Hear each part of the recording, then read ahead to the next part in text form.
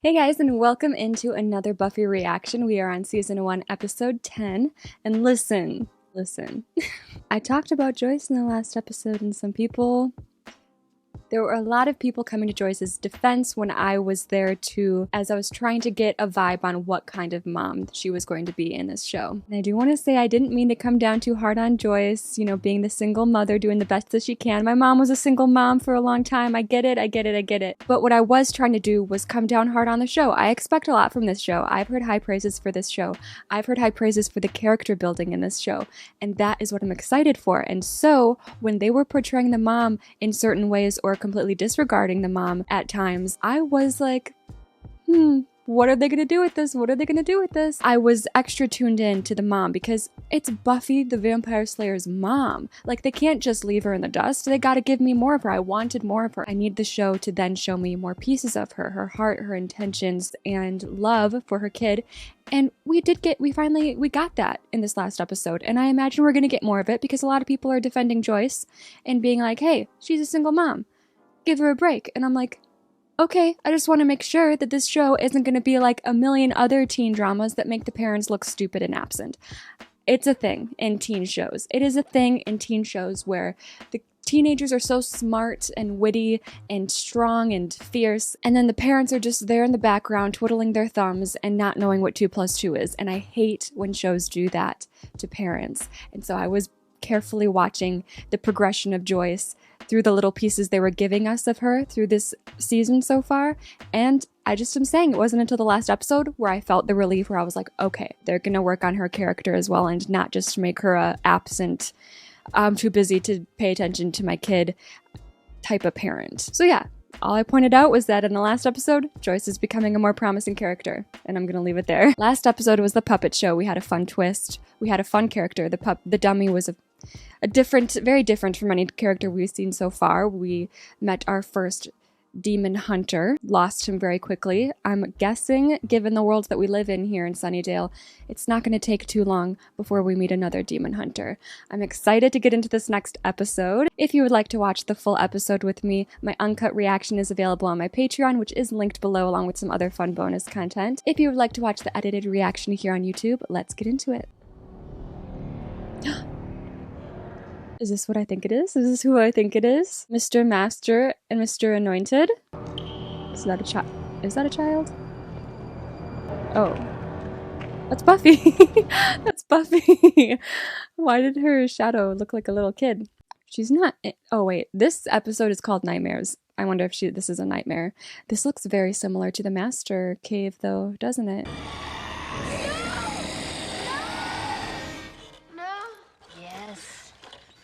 It's time to get up for school. I spoke with your father. Oh. He's coming, right? You're on for this weekend. Oh. Good. The real reason this one's titled Nightmares. He's still in LA. He only comes down for weekends sometimes.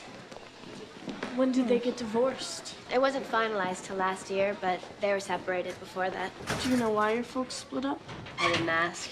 Just stopped getting along. Sure, I was a really big help, though.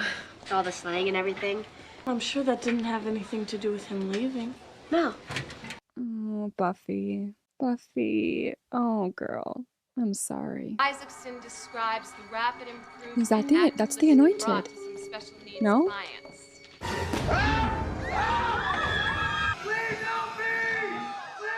Sorry about that.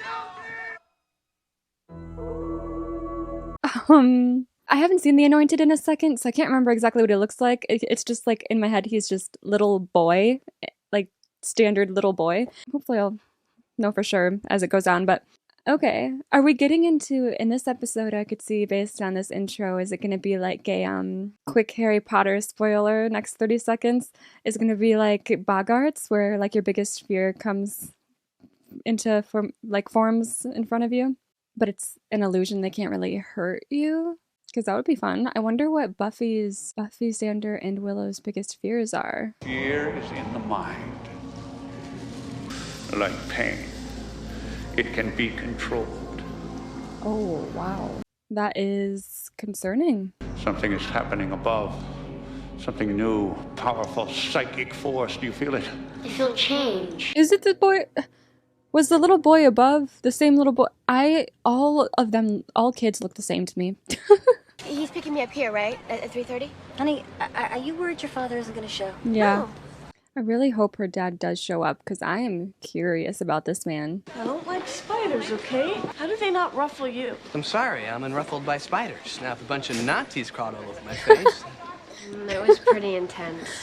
I mean, true. I'm not worried. If there's something bad out there, we'll find, you'll slay, we'll party. I kind of feel that because I'm not too worried about their safety, to be honest, because I have so much confidence in Buffy. There's nothing to say. You saw 200 insects. You gonzoed. Anybody would have. They're not insects, they're arachnids. Oh, right. From the Middle East? Spiders are arachnids. They have 8 legs, insects only have 6. Has anything like this ever happened before? Oh. When? Lots of times.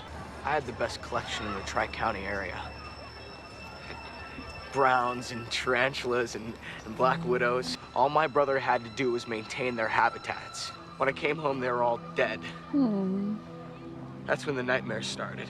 Interesting. I thought it was like a just random sprouting of your biggest fears, and nightmares was like a, not taken literally in this sense, but it sounds like he had literal nightmares, and his literal nightmares became literal. I haven't been to class. I haven't read any of the assignments. How am I going to pass this test?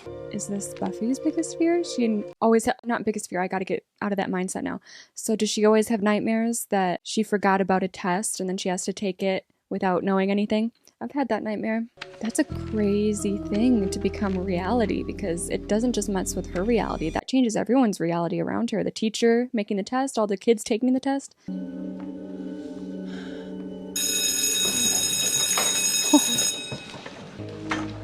That's not the same boy. Not the same boy. Got it. 95% sure that's not the same boy. Oh, I want to address something really quick. Sorry, I want to pause for a second because in my head I just like had a thought with this little boy. I was like, oh, why don't the students see like that's not a high school kid. Why did they not see and notice like this random little boy in a high school? But then I would stop myself from saying it because that's another thing that we talked about in the last episode where I was like, okay, see this new Principal Snyder, interesting new character. This new Principal Snyder, he was aware of the fact that Sunnydale has like so many bad things going on in it. And I was like, okay, so it is possible to notice. I was like, why isn't everyone noticing these things? There was a comment that was like, well, I think it's like the longer you've been in Sunnydale, the more you just get used to it. And also everyone reminded me about the fact that in like the first episode or second episode, when there was that attack in the nightclub, all those vampires, the people, everyone that witnessed it in the club rationalized it by being like, oh, it was a gang that came and attacked people. And that's just something that Giles explained, like humans will do anything to rationalize what they see to make it fit their own reality, which is very similar again to like how magic works in Harry Potter and how muggles don't notice wizardly things. And I did understand that from the get-go when that was explained to us in the first episode. But what I didn't understand, I guess, in the last episode was, okay, so you can rationalize it being a gang fight, but when gang fights keep happening over and over and suicides keep happening and murders keep happening and all these bad things do keep happening, although your brain rationalizes it to make it not magical, does it then on top of it, you forget like how alarming the amount of violence and murder and everything in this city is? That was more my question. I'm guessing it goes together where, you know, they rationalize the actual incidents along with the amount. I'm just going to roll with it. I'm not going to keep questioning why people aren't alarmed. You shouldn't go in there.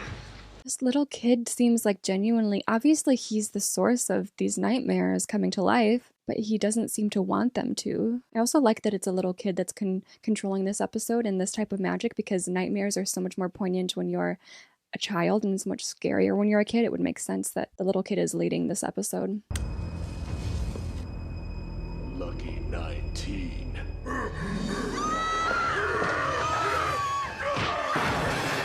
Girl's got some intense nightmares. Smoking kills. That's not funny. I've never seen anything like it. In real life? Or ever? You can tell us. Even if it may seem weird. She needs her rest now. Why is the nurse delivering Lucky her 19. lines like that? Lucky 19. I'm sorry? It's what he said right before. He said lucky 19. I didn't really think much of that when that happened. I thought it was like a jersey number and just accepted it. I don't know why I would think he would scream a lucky jersey number before killing someone. Look at me rationalizing weird stuff. It's almost like I'm in Sunnydale. They found him a week ago. Exact same MO as the girl, only he's in worse shape. Is that the He little doesn't wake boy? up soon. What? He's not actually. Xander, what happened here? I don't know. Oh, thank God he has underwear on. Just a minute ago. Classic. This can't be happening. This can't be. Is everything like unorganized for him? I can't read. What do you Oh, mean? that's way worse than Can we, things like, being bring unorganized. The kid I've been seeing around school. Billy Palmer. 12-year-old Billy Palmer was found beaten and unconscious after his Kitty League game Saturday. See? The kid in the hospital. It says he's in a coma in intensive care. This is the boy from the hospital. Lucky 19. A jersey number! What the heck? I was kind of right.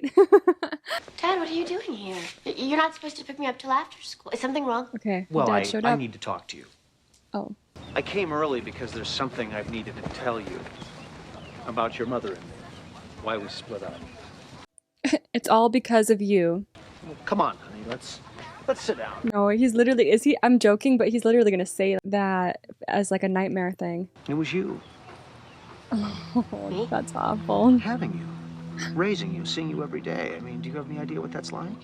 Well, big surprise there. All you ever think about is yourself. You embarrass us with all the crazy stunts you pull, and do I have to go on? Hey, Buffy, let's be honest. Could you stand to live in the same house with a daughter like that? This is so sad. Oh, I hope when this curse, whatever it is, gets lifted, he doesn't remember all this. I don't really get anything out of these weekends with you.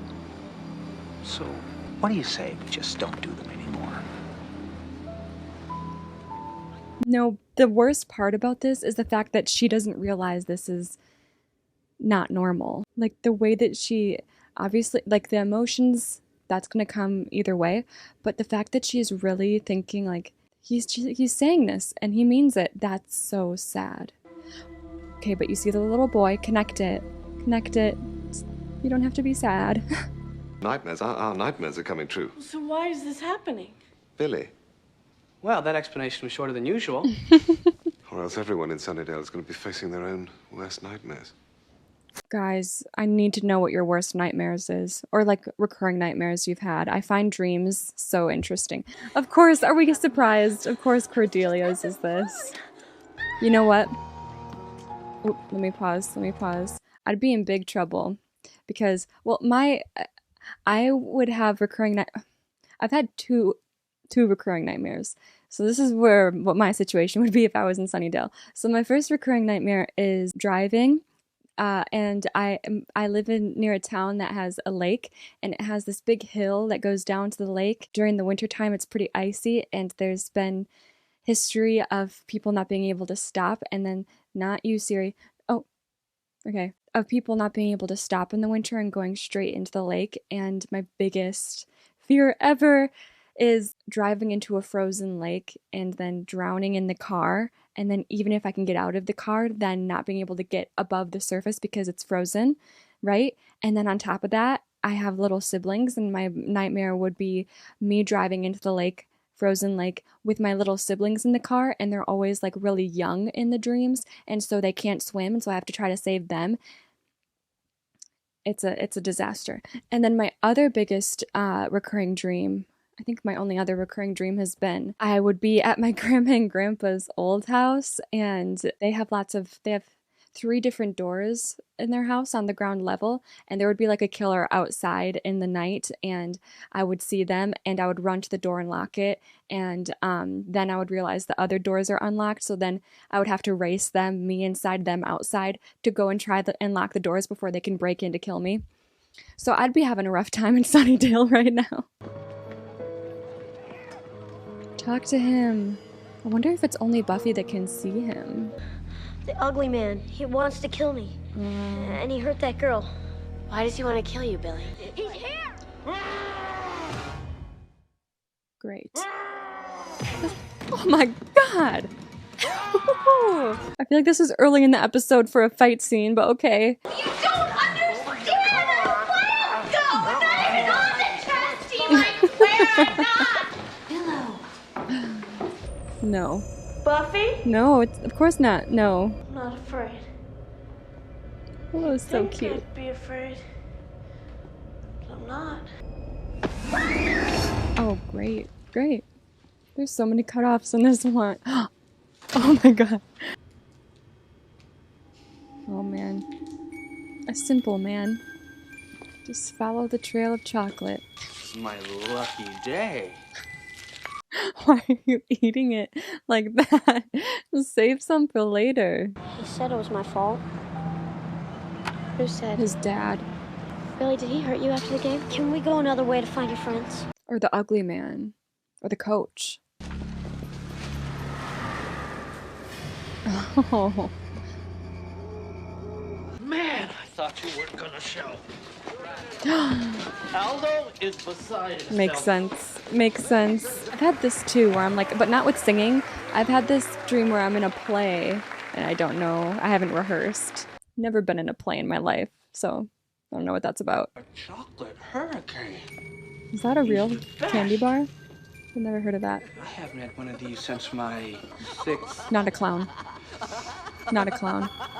birthday.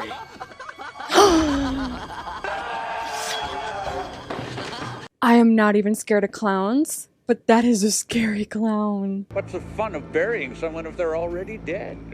So, this is the Slayer. This isn't real. You're prettier than the last one. You can't be free. Yeah. I am free because you fear it. Because No. you fear it, the world is crumbling. What are you afraid of?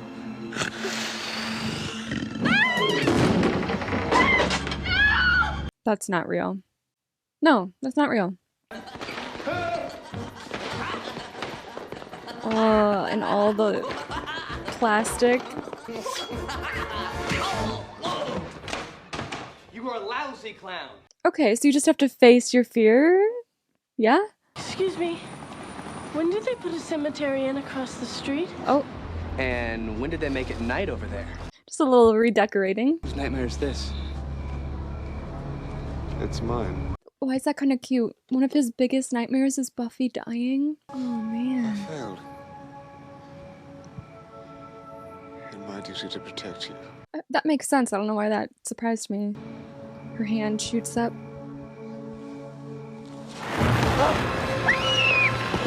Oh, okay. It looked like a skeleton hand for a second. Oh, okay. Yeah. Thought I was dead. Okay. Buffy, your face! Okay. Yeah. You never told me you dreamt of becoming a vampire. This is all gonna reverse again, right? This isn't a dream. Yes, it is. But there's a chance that we can make it go away. Okay, yeah. I wonder if he... Oh my god. I wonder if someone died in this dream reality, if they would come back to life, or if they're dead.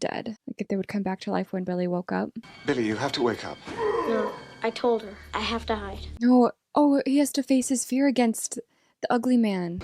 Glad you showed up. Uh-uh. You see, I'm having a really bad day.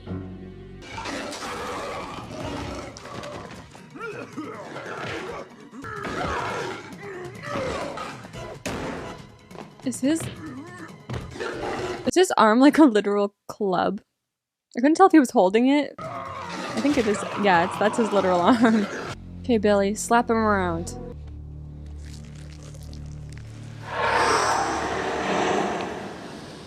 Oh. Oh, okay. Unmask Scooby-Doo style? I had the strangest dream.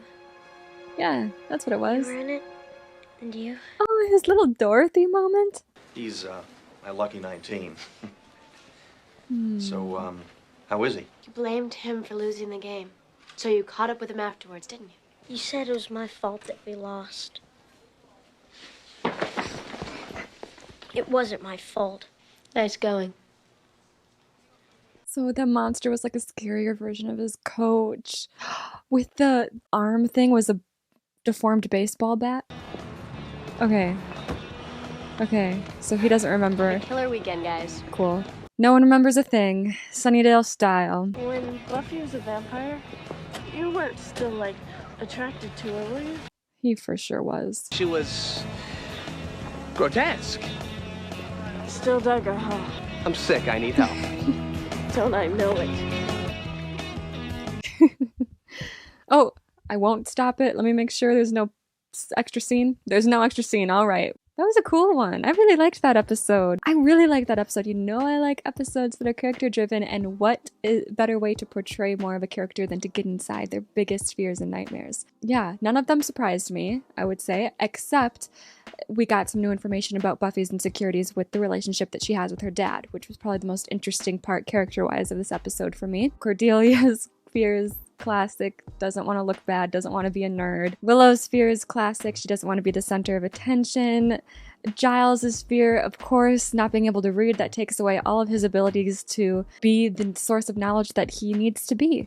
And throwing in his intense fear of failing Buffy, that was a scary touch, and made sense, made a lot of sense that would be one of his biggest nightmares. And then Buffy's biggest nightmares, I gathered, were, the whole test thing. I think she just wants to be a good kid for her mom. I think she wants to prove herself because of her troubled past. She really wants to work on her grades, and so it doesn't surprise me that one of her nightmares is, having to take a test that you've not studied for or even known about or anything. Obviously, the more interesting nightmare to me is being rejected by her father and being the reason that her mom and dad split up.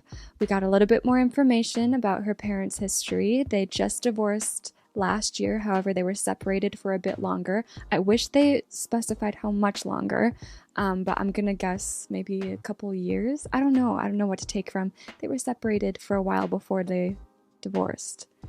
I'm gonna say a couple years, I don't know. Maybe middle school is when they separated for Buffy. That was a really heartbreaking scene. That almost made me emotional. Seeing her reaction and hearing those words come from her father, a man that I'd not even met until this episode, but seeing him talk to her that way and seeing it really affect her was hard to watch. And yeah, that was the true nightmare of the episode for me. Thank God all of this nightmare stuff is just completely forgotten at the end of the episode, because specifically for that relationship, I don't know if you can come back from that. Unless he'd probably be like, I'm sorry, I don't know why I said all that. It wasn't me. I don't know what came over me. And she would understand and they would move on. But it's nice that it's just all forgotten. Buffy getting turned into a vampire also. Obviously, that is Giles' biggest fear, but now that makes me think, if Giles' biggest fear is just her dying in general, but then she turned into a vampire, was that just the episode's way of being able to keep Buffy around to finish off the episode? I can't imagine. Or that must mean it is possible for Buffy to become a vampire, because I wasn't sure, because I knew that being the Slayer was like in her blood. So I was like, I don't know if you can physically even become a vampire because you're the Slayer. But seeing Giles' biggest fear being her dying, and then she was resurrected, probably not the right word, into becoming a vampire, now that makes me think, oh, so she is capable of turning into a vampire if she dies. And now that is on my radar. Oh my God, because that would be an incredible twist. Imagine the Vampire Slayer becoming a vampire. That would be insane, and I kind of hope it happens, because I would love to see how they do that. Based on the types of twists I'm expecting in this show, I was thinking that the vampire route would go to either Xander or Willow, but now I'm like, would it go that far, and can it go to Buffy, since I think now I know that's possible. So that's great. Hank Summers, I've written his name down. Billy Palmer, sorry that I mistook you as the little anointed boy at first. Look, I can't keep people straight. I'm really bad with faces, especially when it's kids or old people, and middle-aged people, and teenagers, and people in their 20s and 30s. It was also a scary moment. I really thought for a second, too, in the episode when the Master came out in the cemetery and was talking to Buffy, and they kind of had a show-off. For a second there, I was like, he was talking about how her fear is becoming reality was really... wait. don't answer this if this is a spoiler, and I'm gonna figure this out going forward. But I have a question about that confrontation between the Master and Buffy. So he was explaining, and they were all explaining, like, this isn't an illusion, I should say. It was reality. However, them being able to fix it reversed it all. But before it was reversed, that was Sunnydale's reality. So does that mean that Buffy and the Master really did meet for the face-to-face for the first time in this episode? I can't tell, because wouldn't he take the chance to just full-on kill her rather than bury her alive? Because it seems more, their meeting seemed more one-sided in terms of like her having a nightmare be alive. So if that's not a spoiler, let me know if like that was real for him too, them meeting in the cemetery, or if that was just her nightmare and it was her one-sided reality. Because that'd be crazy. I feel like it'd be a bigger deal if he got out into the real world, even if it was like this weird nightmare version of it for a second. But then when it reversed, he got sent back down into his little cave with his little creepy son. Interesting stuff. I'm excited. I think I might watch the last 2 episodes of the season back to back when I am able to sit down again and watch, because I am eager to get to the finale. Thank you so much for watching. I will see you guys very soon.